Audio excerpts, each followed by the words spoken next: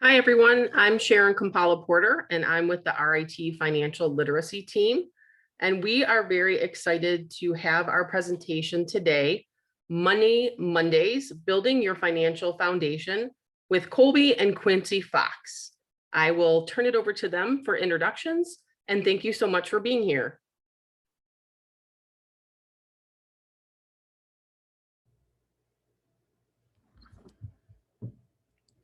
Q, I think you're still muted. Yes, but this is my first Zoom presentation. No, I'm just kidding. To talk with you guys today. We're actually both RIT alumni. We graduated in the class of 2016. And my background is actually in psychology. My husband's background is in biomedical sciences. That's what we got our degree in. And long story short, we got into personal finance and we're really why, but I'm so excited to be talking with you guys today because young people, especially in our education system, often have no financial literacy, no formal financial education. That's why I respect and appreciate Sharon and the financial literacy team at RIT, because that is just not something that we have at every high school, every college, and not something to take for granted. So thank you again, Sharon, for putting this on and for working so hard to get financial literacy to all you students. So we're going to be talking a little bit today about kind of some tips, some common pitfalls to avoid financially. Hey, if you are graduating soon or you want to get a head start on some of your finances, even before you have a real income, we're going to give some tips on things you can do now to start getting ahead. And we're going to talk about some fundamental concepts of personal finance. The first being how to build a strong financial house. So I know that we have, cameras off and people are muted, but if anyone has any questions, please, write it down or remember it. And we're going to keep our presentation today pretty short, about 40 minutes or less. And we're going to allow for lots of time for question at the end. So please ask questions. If you have it, chances are someone else does too. And we just want to share as much education as we can today. And we will be recording today's session, as we have said. So I'm going to turn it over to my wonderful husband, Colby Fox, and he's just going to be talking a little bit about building that financial foundation, and we're both going to be talking today. Awesome. Thanks, Q. Let me see. Do I need to share my screen? Let me see. Or I could do it as well because I have it pulled up. Do you want me to share it? That's all right. I can do it. I just didn't know if we were doing it or not, so just give me 1 sec. I will share screen. There we go.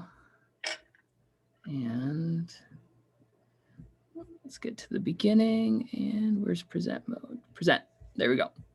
Sorry about that.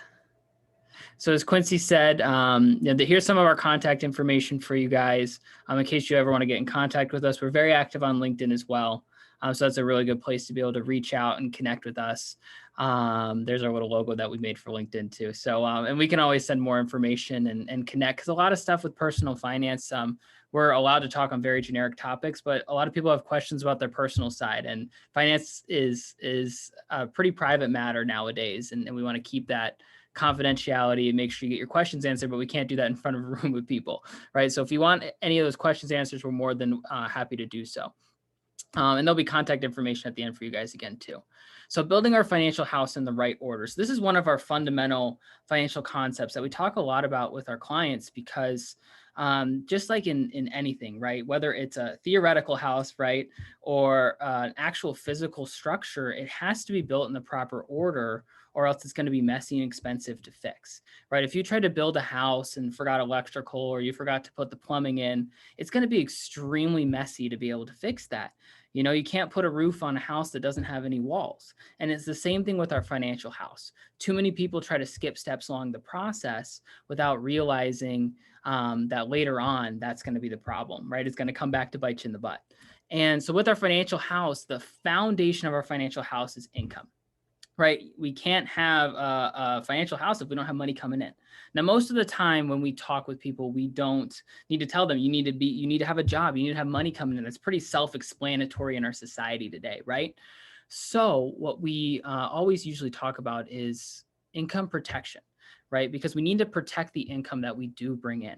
And what are some examples of income protection? The first and most important one is a budget, right? We need to know what's coming in and what's going out every single month. Because without that, how are we going to know where we stand financially? 99% of all financial problems that we've, come across with clients is just not living within their means, right? If you owned a business, you would not even think for a second that it'd be okay to not know your revenue, not to know what your expenses are, because if not, you can't figure out your profit. If that were to happen, you wouldn't be in business very long, right? But so many people, it's almost 80% of adults in the United States don't operate off of a basic budget, right? So it's so fundamentally important that we do that. And it's not necessarily, what expenses can I cut, right? We need to slash all these expenses, cut down to the bare bones so we can save everything, right? Oftentimes it's just knowing what's coming in, what's going out, because without that, we don't know where we can improve. Right. The second one is a will, not as important for, some of you younger college kids, but it does start to get important. 50% of US adults have a will. And I think a lot of times it's because people don't think their finances are complicated enough to need it. But there's so many other things that are involved, whether it's chain of custody with children, healthcare proxy, and other things like that, and just avoiding probate and extra and tax treatment. Right. And then lastly is our insurances, because everybody loves insurance. No, I'm just kidding, but Quincy might be the one person in this world who loves insurance. Yeah, we have every kind of insurance under the sun in ourselves, right? I got cancer insurance, hospital insurance, all that fun stuff. But insurances are important. We believe that it's a wise decision to take anywhere from 2 to 5% of your income to protect the other 95%. Right. And oftentimes when we have these conversations with people, there's auto insurance, there's homeowners insurance, there's health insurance. Those are usually required by law, right? You drive a car, you need auto insurance. You have a home with a mortgage, you need homeowners insurance. Some states, there's penalties if you don't have any health insurance. So usually when we have these conversations with people, it's centered around disability and life insurance, because these are more voluntary. Right. And I'm not going to spend a lot of time on it. You guys, you're young and healthy, probably don't have a whole lot of dependents or people counting on your income, because that's essentially what life and disability insurance are, is income protection, right? It's income insurance if anything were to happen.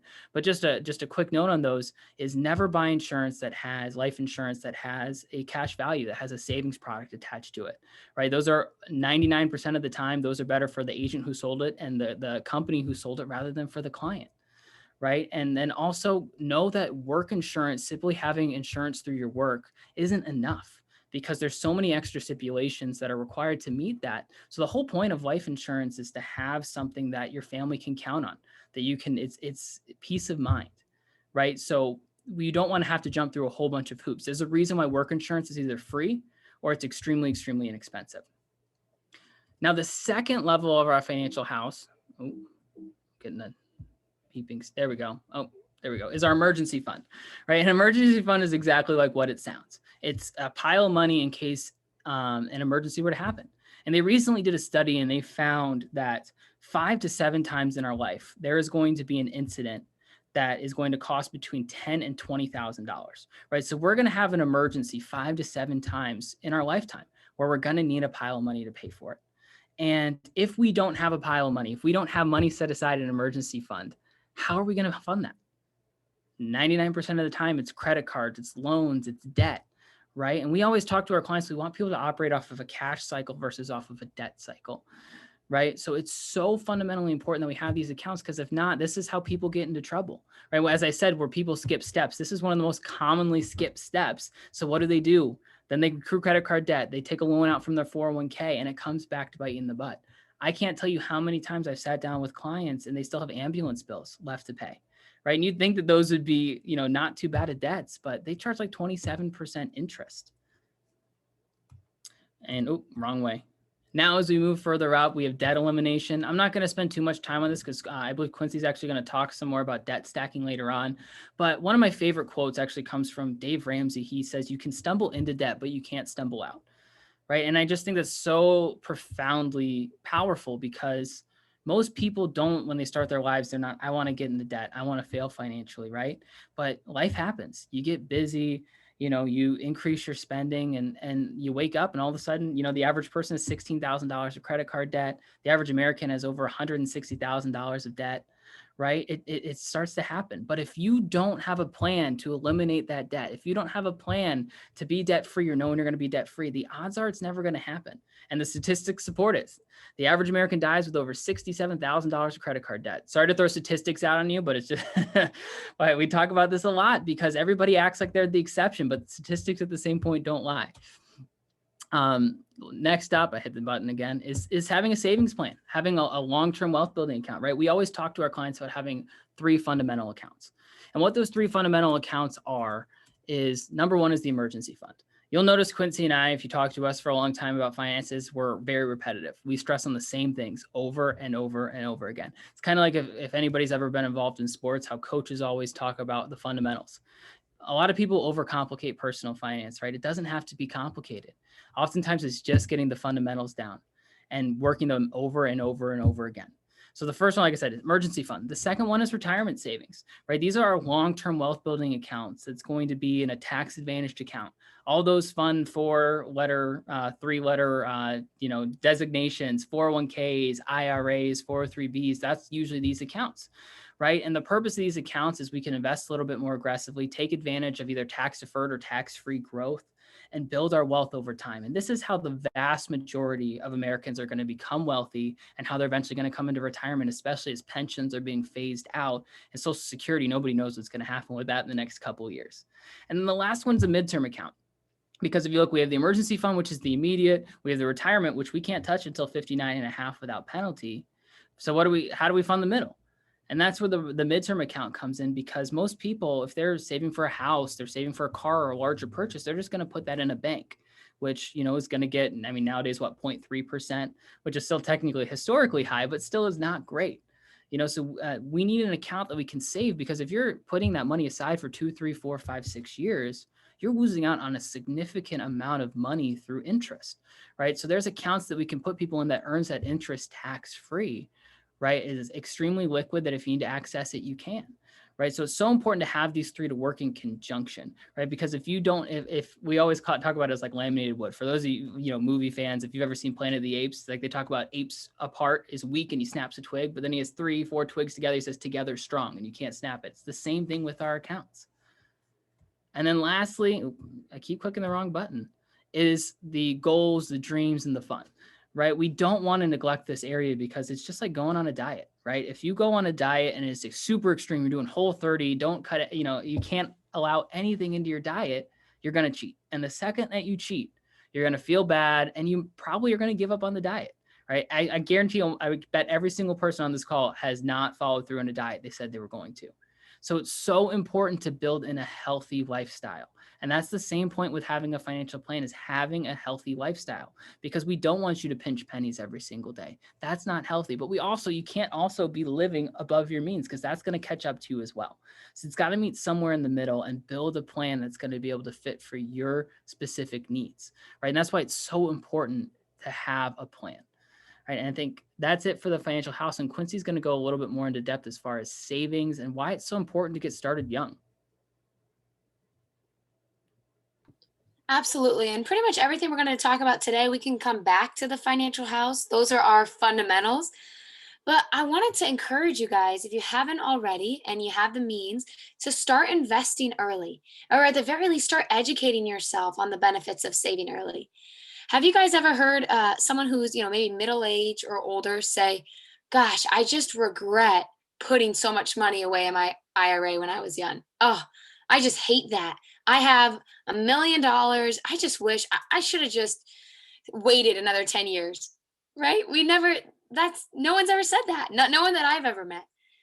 But how many people, and you guys may or may not know this, but as you get older and older, you're going to hear more and more people complain, oh, I wish I had started sooner. I wish I had known that sooner. Oh, I wish that we had just got our act together sooner financially. Unfortunately, when we're young, we think that we have all the time in the world to figure it out. And we don't do anything. We don't take action yet, or we don't start saving enough, maybe having those disciplines. And then life goes on. And I'll tell you this, there's always going to be a reason not to save. Colby and I, we only have one child. We have a young daughter, and life is crazy. Life was crazy when we were in college. Life was crazy when we got engaged, when we got married. Life is crazy now that we're parents. Like life is just crazy at every season. And there's always going to be excuses not to get your finances together and not to save. So I just want to encourage you guys. And again, I'm not saying if your income is $300 a month to invest all $300. That's not what I'm saying. But, if you're able and you're living below your means, if you can start paying yourself first, your future self is going to thank you for it. And what I mean, Colby, if you don't mind going to the next slide, if anyone has heard of what I mean by the high cost of waiting, and unfortunately this slide, it's a little bit small, but you don't have to see every number. Here on the left slide, right, where you can see the blue slide, and I apologize for the numbers being so small, but just a visual here, age 22, if at age 22, you started maxing out your IRA, and for those of you who don't know, you could put in $6,000 a year if you're under the age of 50. So if you started maxing that out, which is $500 a month for only 7 years, and you did that for 7 years until you were 29 years old, you would have saved a grand total of $44,000. That's not that much over the course of more than 40 years. But look at how much you'd have. Because of the rule of 72, the power of compounding interest, you'd have over $2.2 million from 7 years of saving. Now, I'm not saying that you should save for 7 years and never save again, right? We want to be consistent, but just for argument's sake, what if we saw on the flip side? So again, even if I know the numbers are real small, but even if you just see the chart, the orange chart there on the right, investor B does the opposite. And this is what most people do. They save more money, and even for a longer period of time, but they don't start saving early. So at age 22, they say, I can't. It's just too busy. I don't have a real job yet. And at age 23, maybe they're saving for a house. At age 24, they're getting married. There's always going to be an excuse, remember? And at age 30, they're like, okay, I'm getting it together. I'm saving in my IRA. And they start maxing it out, and they know they got to make up for lost time. They max out their IRA every year until they're 67. For 37 years, they max out their IRA. That's incredible, right? And if you did that, I'd applaud you. They put in almost $250,000. So they put in over 4 or 5 times more, but they actually have less money in retirement. What is the only two difference between the two investors? When they started saving, and one actually saved a lot less. So when people ask us all the time, well, how do we know when to start investing? And again, I can't give specific financial advice for someone that I don't know. So I don't know your exact situation, but for most young people, get your financial house in order, make sure your bills are paid, make sure that you're living below your means, and save as much as you're able beyond that. The earlier that you start investing, the higher the chance of financial independence, the higher the likelihood that you're going to be independently wealthy someday. And if you look here, if you started investing at age 22, and I see there's a question there, and I'll answer that in just a moment. If you started investing at age 22, you'd only need to save $160 a month to be a cash millionaire by the time you were 65. And this is assuming you're in a good growth mutual fund, just a very typical, investment inside of an IRA. Let's say we waited 8 years, right? Just like investor B, and we were age 30 when we started saving. Well, now we'd have to save $340 a month to get the same number. You wait until you're 40 years old, and 40 isn't that old. I meet a lot of people that didn't start saving till after 40. So that might sound old now, but it's really not. Life goes so fast, and it's not crazy for families to start till they're 40. I don't recommend it, but it's not out of the ordinary. You'd have to save $900 a month for what you only had to save $100 when you were 20.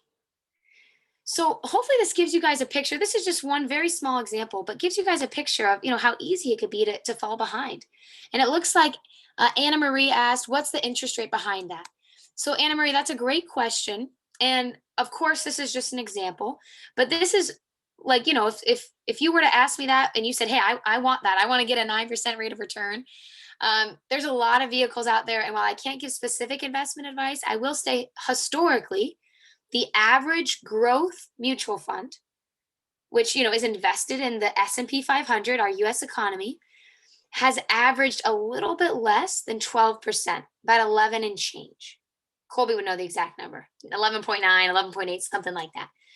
So between 11 and 12%, the market has averaged, and that's over the past almost century. So that's over a long period of time. Everyone's portfolio is different, but the younger that you are, the longer the period, the longer the amount of time you have until you need to touch that money. So the more risk that we can take. It doesn't mean you have to take more risk. You have to be more aggressive, but the amount of time you have until retirement should be inversely related to risk.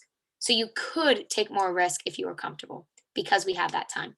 So Anne Marie, that's a great question. If anyone else has short questions like that, like Anne Marie, please feel free to put that in the chat, because if it's a short answer, I'd be happy to answer that.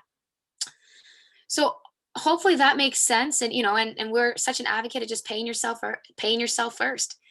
If Verizon called you up, I was having this conversation with someone today, right? We pay our phone bill religiously. If Verizon called you up and said, Anna Marie, your phone bill is going to go up by $20. We might not be happy about it, but if that were our only option, we had no phone service without increasing that plan, we'd pay it. We'd be huffing and puffing, but we would pay it. And probably our life wouldn't be that different a few months later after that higher bill. Well, that's how life works, right? Everyone wants our money. You know that. Everyone's trying to sell us something or increase our payments or get us into a higher mortgage. You have to have the discipline to pay yourself first.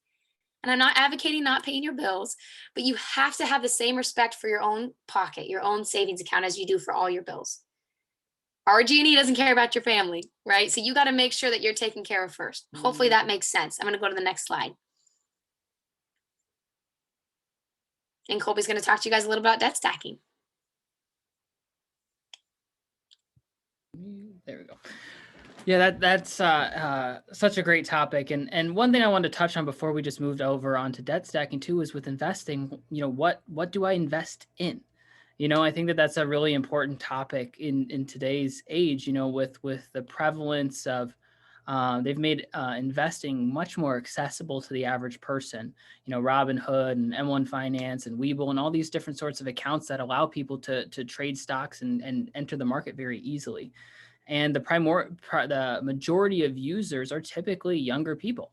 And while I think it's important, and I think it's really brought a lot of knowledge and accessibility to the marketplace, we also can't neglect to have our long-term savings, right? A lot of those different things are, for short-term, a little bit more active, and we encourage that.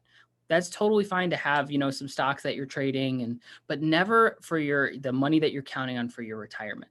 For that money, we advocate for passive investments. So what we mean by that is an account that's already diverse. So we always talk about the 3 Ds of investing. And the first one is diversification, right? When you're trading stocks, it's very, very difficult to diversify those accounts, right? So the 3 main vehicles for getting a diversified account that's easy and accessible to the average consumer is mutual funds, ETFs, exchange traded funds, and index funds. Right. And between the 3 of those, you really can't go wrong between the 3 of them. They're all very good. We tend to lean towards the mutual fund side because they're actively managed by professionals. The other 2 are typically just passive and track and index, right? Each has their pros and cons. That's typically what we follow. But for the vast majority of the time, they get very similar rates of return, right? With index funds and exchange traded funds being a little bit more volatile because they don't have that active management. But that we really advocate, we cannot stress enough to have 80-90% of your funds that you're investing into these more passive funds that are designated to create long-term wealth, right? So, and with that, if you guys have any questions on that, feel free to put it in there. And if not, I'm just going to jump right on to debt stacking. I didn't see anything pop up. So I'm going to move on, and you can always ask it at the end too. So debt stacking, as I mentioned at the beginning, Dave Ramsey's quote of stumbling into debt, but you can't stumble out. The vast majority of Americans, that's what they do. They try to the same way how they got into debt, they try to get out of debt, right? But if you don't change anything, nothing is going to change, right? If you just pay the minimums on credit cards, it's going to last for 100, 200, 300 years. The longest we've ever seen when we've met with a client, I think it was 475 years, which, means their grandchildren's grandchildren are still going to be in debt, right? And that's what happens. The higher the interest rate, the more that it takes to be able to get that paid off, right? So with debt stacking, Quincy and I, we're not smart enough to figure it out ourselves, right? There's an algorithm that puts it all together for us. But what it does is it tells us what is the most important debt to pay off at a time, right? And what is so powerful about this is because when you stop paying it out, let's say you stop paying your car payment, you finish paying off the car, that's $300 a month now that you can absorb into your budget, right? What do most people usually do? They either go out, they get a new car, right? Start their monthly payments all over again, or they bring it and absorb it back into the budget and it becomes fun money or this, that, or the other, right? What debt stacking encourages you to do is you're used to, as you can see from this example, they're used to spending $1,412 a month on their debt. And what it encourages you to do throughout the entire time until every last debt is paid off, you continue to pay that, right? If you finish your credit card that saves an extra $50 a month, you continue doing that. And by not even using extra money now, as you can see the dramatic difference, right? This client was going to be out of debt in 80 years at age 119, and instead at 57 years and 8 months, right? So they're saving 23 years and $140,000 in interest, right? So that's a dramatic difference. So, and what debt stacking is, it's a system that systematically targets our debt, right? We have a plan to eliminate one debt at a time. And when you're done and finished paying off one debt, you move it to the next one, right? So by doing that and eliminating that debt that much faster, you see at 58 years old, now they don't have a $1,400 a month expense. They could save that. It could go towards their retirement. And oftentimes when we meet with clients, they're out of debt a lot sooner than 58, 42, 38 years old, right? And at that point, if you don't have any debt payments, your student loans are paid off, your mortgage is paid off, imagine how much you can save. Most people spend, probably $2,000 to $3,000 a month between their mortgage and student loans. If they didn't have those bills, how big of a difference can that make towards their finances, right? And, oops, sorry, skipped on to the next one. I didn't realize that scrolling did that too. So that's why we always talk about debt stacking. Usually, just so you have an idea, what we normally do is it's either the highest interest rate or the lowest balance. That's usually what ends up being first. But I highly recommend using a software system to be able to calculate it out rather than just figuring it out yourself, right? Sometimes Quincy and I, it's funny when we still had a little bit of student loan debt when we moved out to California, and we purposely, when we came out here, we had to buy a new bed.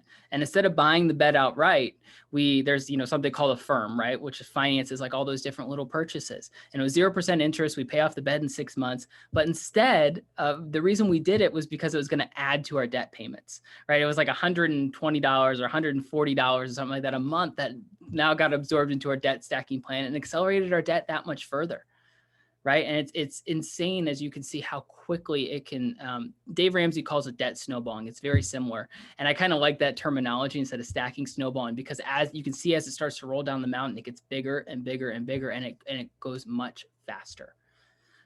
So hopefully that makes sense. We can go in a little bit more depth about it if you have any questions on it. And Quincy's just going to finish us out. And we are not advocating, just so we're clear, on going out and signing up for big purchases just so you can put it in your number. But if it's something that you needed anyways, like we did, that's the first thing that we said. We're like, man, that can accelerate our debt. So we get excited about it, because who doesn't want to be debt free?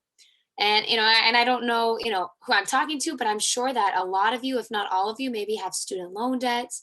Eventually, maybe there'll be a car loan. Hopefully no credit card debt, but sometimes that does happen, and it's important to just have a strategy to eliminate that, like Colby said. So just as we wrap up, and we wanted to keep it short, so in the next 5 minutes or so, and then after that we'll leave time if there is any other questions. We want to keep it really simple today, and what do you do now? And again, I don't know where each of you are, how old you are, how close you are to graduating. Maybe you've already graduated, but I'm just gonna make a judgment and say that you're close to graduating. You maybe want to start getting ahead financially, don't have that real income yet, that real career yet, but maybe that's on the horizon. And I would think if you showed up to this call, you want to be proactive financially, that you're trying to do your best and you're trying to get ahead, which is fantastic. So we just had a few quick tips on what you can do even before that real income hits the bank account. Some things you could start doing. One is not on this page, but really practice that financial house. really build it in the right order. I cannot tell you how many students I meet with, and they're just so antsy to get their student loans paid off that they don't have a proper emergency fund, that they don't have their 3 fundamental accounts established. So that's one thing, is make sure that your savings are a priority. I'm not saying that your debt can't be, but don't get so excited about paying down that debt that you neglect maybe more foundational layers of the financial house. So again, it's a simple concept, but we start with that for a reason. Make sure you're building it in the right order. Make sure that you have your emergency fund first. Now, if your expenses are $500 a month, a $2,000 emergency fund might be okay for you right now. But maybe your job is taking you to a more expensive area. Your expenses are going to be $5,000 a month. Well, if that's the case, you might want to have 2-3 months of expenses, maybe $15,000 in an emergency fund. So keep in mind that as your life changes, your financial house is going to change and your goals are going to change, and that's okay. But make sure that that you keep up with it. So make sure you have that emergency fund established. You're saving in a long-term account. An example might be like starting a Roth IRA, which anyone over the age of 18 could do, by the way. Anyone over the age of 18, even if don't have a retirement plan through your employer, you could start that. And if you have questions on that, that's something that we do. We'd be happy to talk to you about or point you in the right direction. And lastly, don't be afraid to save for those fun goals and dreams. Again, this is within those 3 fundamental accounts. Colby, made a comment that it's not just about, crunching the budget so much that you can't have any fun, you can't do anything. Please, if you want to take vacations, have a vacation fund. If you're saving for a house, I don't know about you, I don't jump out of bed in the morning excited to save for my emergency fund or pay my life insurance bill. No one really gets excited about that. We do that because we have to, because it's important, it's responsible. Don't be afraid to save for some of those fun expenses too, as long as you're building it in the right order. If you have $200 a month that you could save, maybe you don't put all 200 to the vacation, but maybe you could put 25 or 50, right? So hopefully you're getting what I'm saying there with the accounts. But don't be blinded by the debt and make an emotional decision that you forget to save and forget to build your house in the right order. Budget, budget, budget, and then budget some more. You can't live below your means if you don't know what your means are. I ask people all the time, hey, tell me what your income looks like. Tell me what your expenses look like. And I might be talking maybe to 2 spouses, and it takes them a minute to figure out what income they make and what expenses they make. People don't know. So don't be like most people. Be different. Always know what your income is, or at least an average. Know what your average month of expenses are. Expenses are not just, the fixed expenses like your rent. That's also food, eating out, gifts, groceries, miscellaneous, because that's life too. So keep track of your expenses. You don't have to count every penny for the rest of your life, but you do have to count every penny for a season to build those habits. And then you might continue it. Like for me, I do track every dollar. I use Mint. I love it. I think that it's great. It's a free resource, and there's plenty of resources out there. But if you're not like me, you don't want to track every dollar forever, track every dollar for a season. You'll be blown away. And that'll start a great foundation, for spending in the future. You have to keep your income. I bet a lot of people on this call, or at least at one point in time, were making very little money, or maybe a few $100s a month or $1,000 a month. Maybe you're working part-time. And pretty soon, especially RIT is an unbelievable school with a lot of opportunities after. You're going to be making, if you're not already, you're going to have a significant income increase. And there is also going to be an expense increase. Like you have to pay your rent. You might get a car, but please keep your income. Keep those expenses low. And if your income goes up by 1,000%, don't increase your expenses by 1,000%. That's simple advice. Most people don't follow it though. It's easier said than done. And try not to increase those expenses as your income rises. So we are right there at the 40-minute mark. So I saw a few questions in the chat. So let me take a look at those. So how can we open up a Roth IRA? Alini, I don't know if I'm pronouncing your name right, but if I am, please feel free to correct me. Alini asked, how can we open up a Roth IRA? What does it take or cost?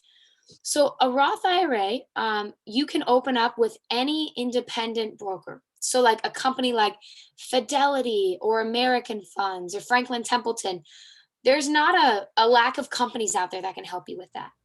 And, and feel free, in fact, we can put I know Colby, you just stopped sharing the Oh, screen, yeah. but if you want, put the information up there with our email and our phone number. Feel free to screenshot that, and you could reach out to us. That's what we do. That's our business. We help people to start saving, an IRA, saving for the future. And I don't want this to sound salesy at all, but just so it's very clear, we don't sell one product or work with one company. We work with lots of different companies, and then we give a recommendation of what company is going to be best, just to make that clear. So I'll speak from our experience. Most advisors, ourselves included, doesn't charge you to open that up. You're able to just do that for free, no cost. There are expenses within some investments. So for example, if you're invested in a mutual fund, that investment is going to have expenses within the fund. But if you guys remember, I said that historically those accounts have averaged about 11, 12%. And again, that's a growth mutual fund. That's just the market. It's not to say that every one of your accounts is going to do that. It's of course case by case. But just in that example, that is after expenses. So pretty much all professionally managed investments do have some level of fees. That's how people are able to get compensated. But usually, it shouldn't be exorbitant. It shouldn't be like you're paying 2% and then you're paying expenses as well. It's Right, usually different and minimal. really quickly. So different brokers charge different fees. So it depends on what type of brokerage the account is. So you have different advisors that do different things, right? You have what's a traditional broker has a wrap fee. So they might put you in specific stocks or bonds. They might even put you in different mutual funds and index funds too, which do have some underlying expenses to them, but they also charge you for their investment advice. Usually it's around 1 to 1.5% per year. So that's one different way. Another one that's becoming more popular is you have people who they don't take any, they actually don't even handle your investments. You pay them a flat rate, whether it's for their time or it's a one-time fee, and they tell you what to invest in, and you have your own accounts and you do that. That's another one. And then how Quincy and I do it, and how the vast, I'd say probably about 80% of the industry operates, is we don't charge a wrap fee, but we'll put you in different accounts, and mutual funds do have expenses, right? Or index funds have expenses, right? Index funds have very low expenses, like about 0.1%. Mutual funds, if you have a good mutual funds, maybe charge 0.6 to 0.8.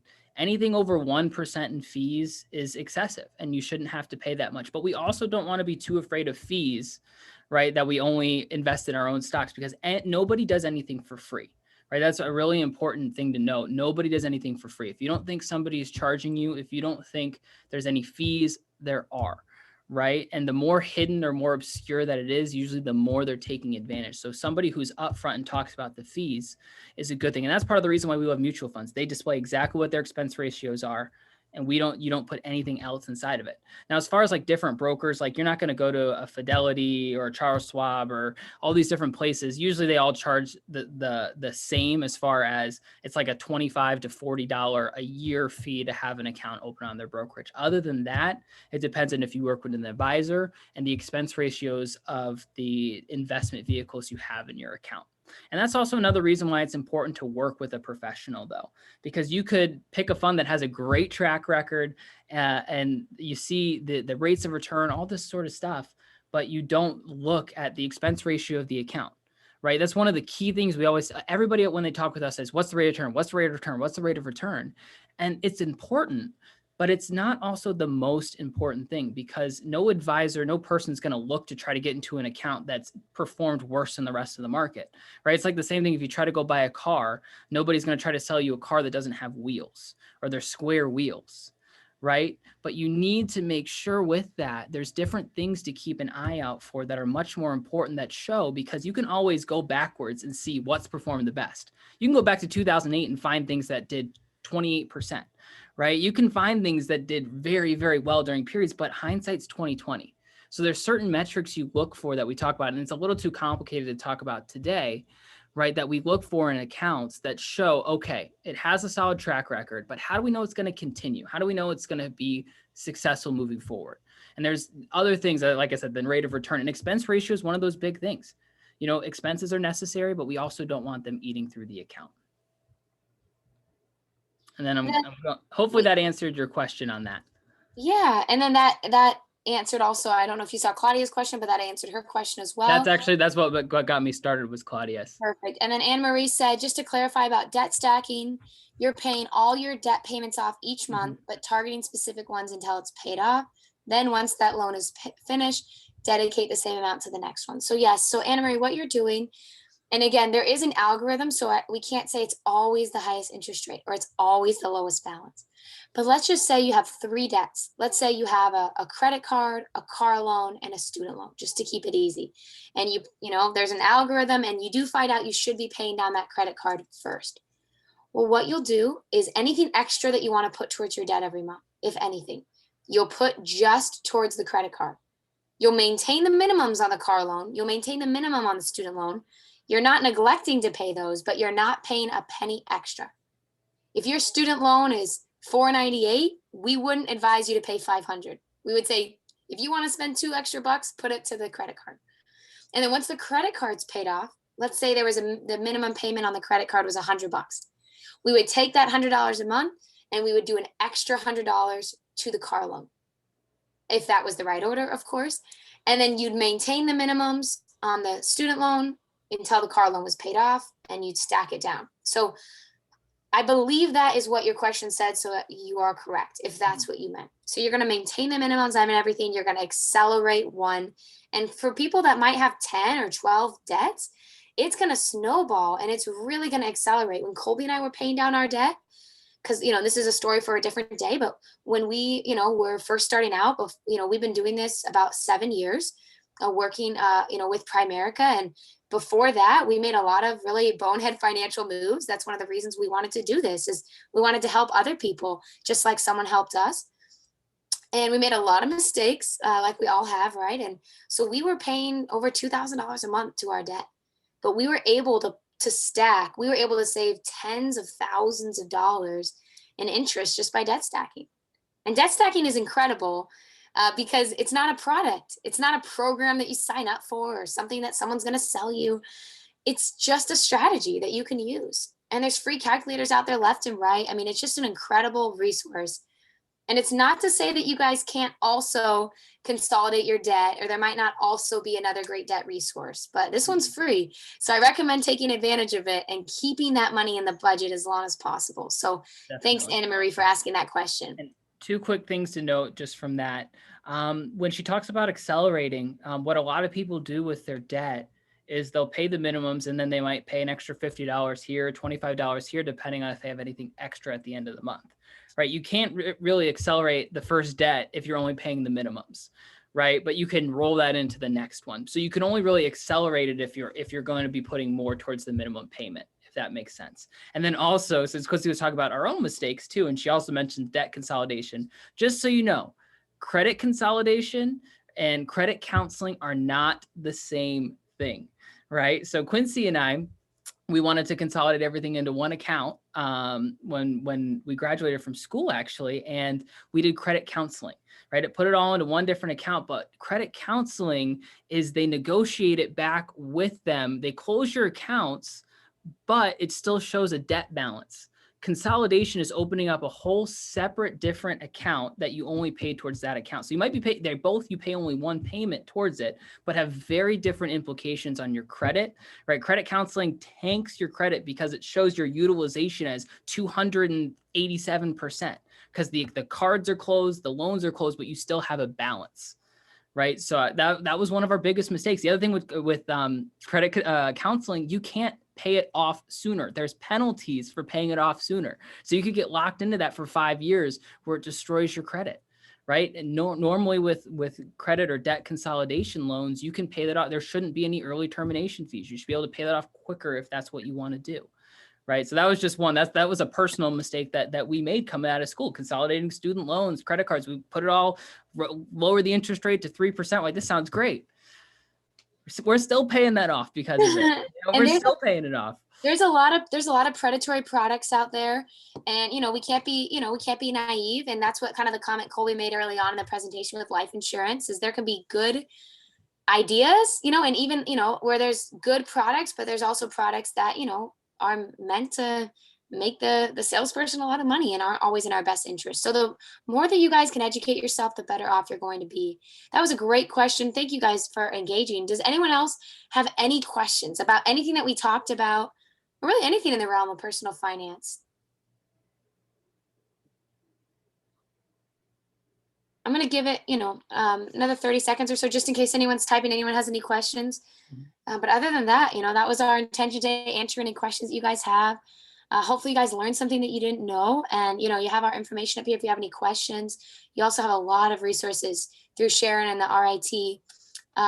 Sharon, I know that we recently updated the name. Is it the financial literacy team? Do I have the name up to date?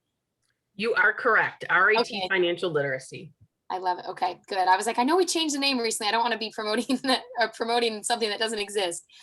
So, please keep in touch with all the events that they do, because I was involved. I was in the organization for a few years, and Sharon is the brains behind all the operations, and she works hard. The team works hard to put a lot together, really for your benefit. So I know we were the ones today that looked like we were doing the work, but we put in a small fraction of time compared to Sharon and the rest of the team. So we have another question for Anne Marie. Besides what you mentioned, what's something else you wish you knew starting out of college when facing your debt? Oh man, that is a great question. Colby, you can obviously, pitch in living below our means. The only reason we got into debt, we got into debt about 9 years ago, and I won't go down that whole rabbit hole, that whole story, but the main reason that we got into debt in the first place was living above our means and not having a proper emergency fund. Mm-hmm. So really the answer to your question is stuff that we've talked about, but that's the truth, is that if we just tucked away a little bit more cash, I was really aggressive with paying down my student loans. I didn't have enough cash in my bank account. So then we had an unexpected car expense, and we had to swipe the credit card, and then it's a slippery slope from there. So living below your means is huge. Budgeting, I know that's repetitive, but I didn't start truly budgeting until about 4 years ago.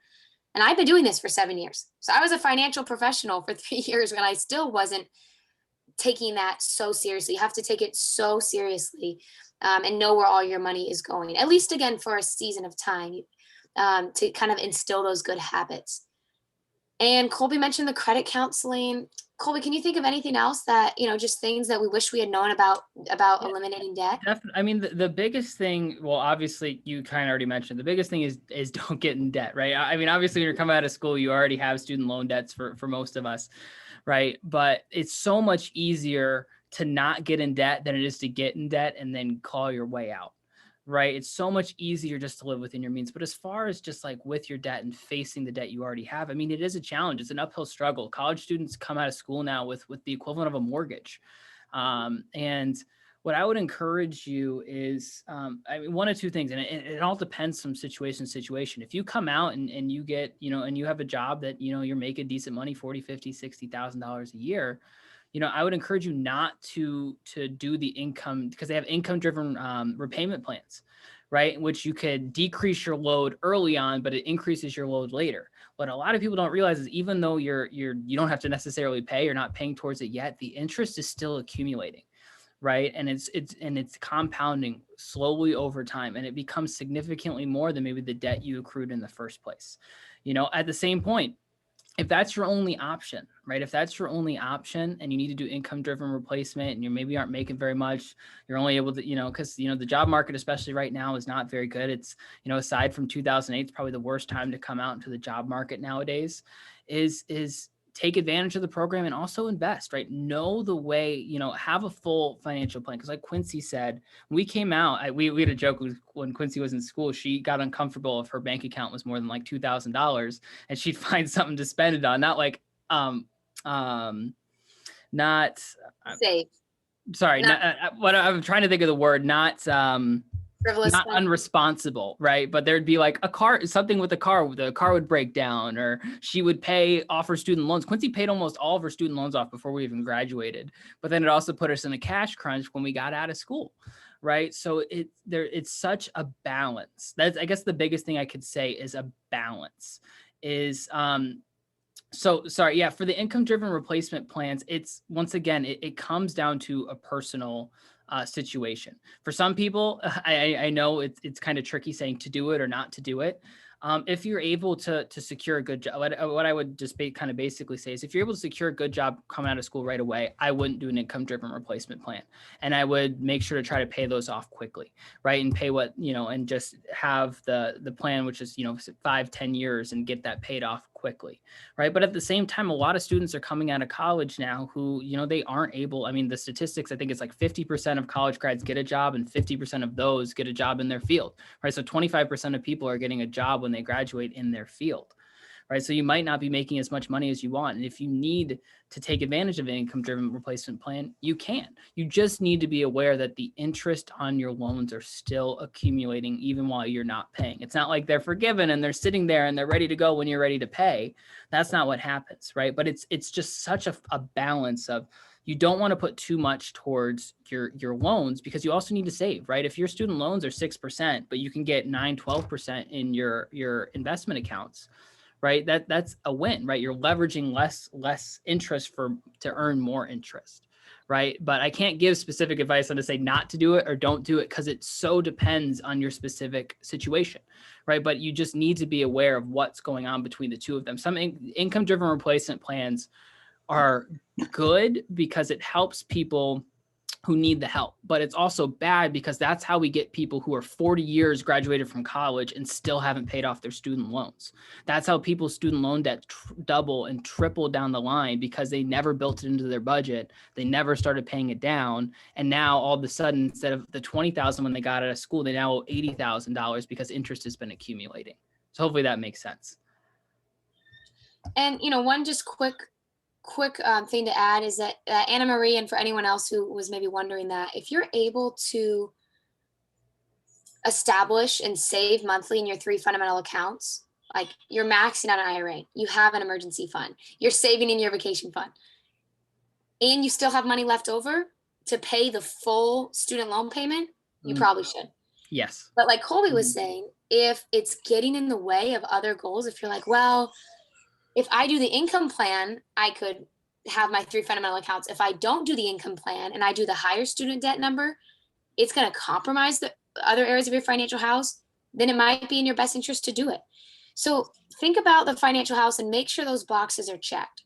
I'd say one of the biggest mistakes that a lot of students make is they're so overzealous to pay down their student loans that funny enough, they'll take the income repayment plan, the lower income plan.